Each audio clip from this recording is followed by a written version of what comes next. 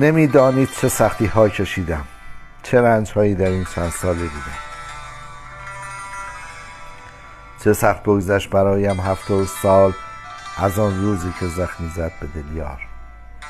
به منزل آمدم با شوق دیدار، ندانستم که خنجر بسته است یار. سلام کردم ولی رویش ز من راند، پذیرایم نشد بیگانه ام خواند.